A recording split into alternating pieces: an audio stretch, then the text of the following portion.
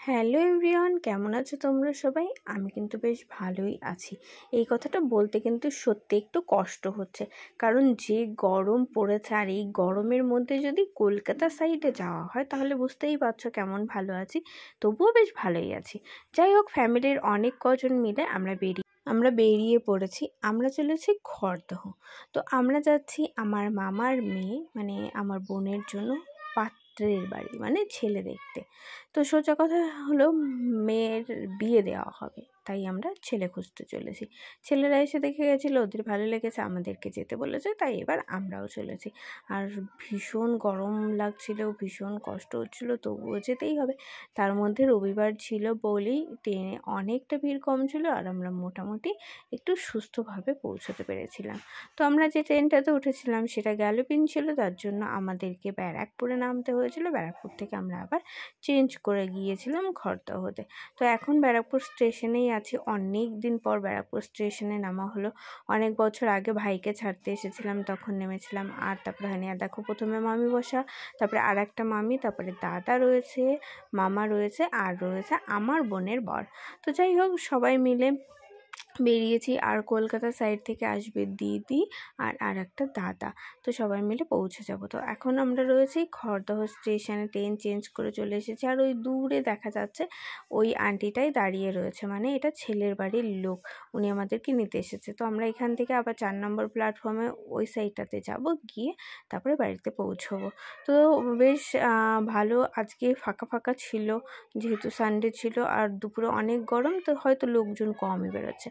আর আমরা ছেলের বাড়িতে চলে এসেছি। আর ওদিকে দমদম থেকে দিদিও চলে এসেছে। আর প্রথমেই আমাদেরকে টিফিন দিয়ে দেওয়া হয়েছে।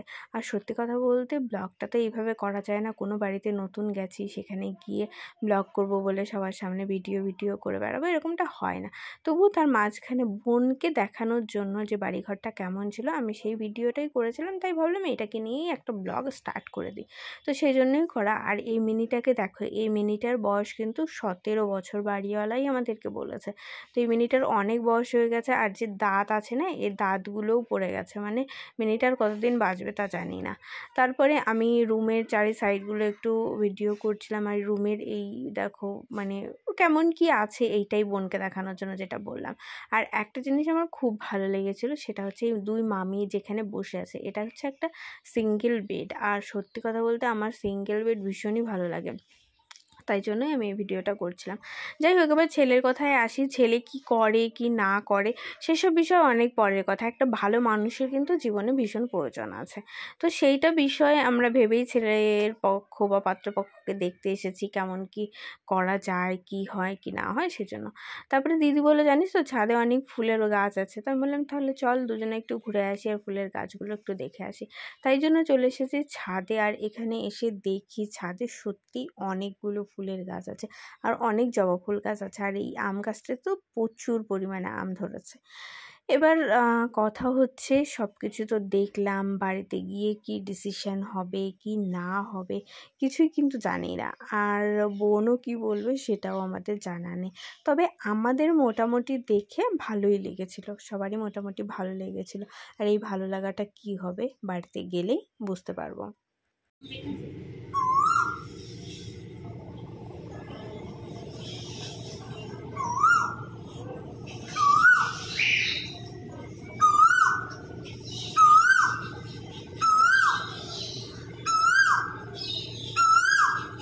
দেখাশোনার কাজ কমপ্লিট করে আমরা সবাই বাড়ির উদ্দেশ্যে বেরিয়ে পড়েছি। আর ট্রেনে অনেক গরম লাগার কারণে মামা বলছিল একটু আমের শরবত খেয়ে নিতে, আর আমরা সবাই সেটাই খাচ্ছিলাম।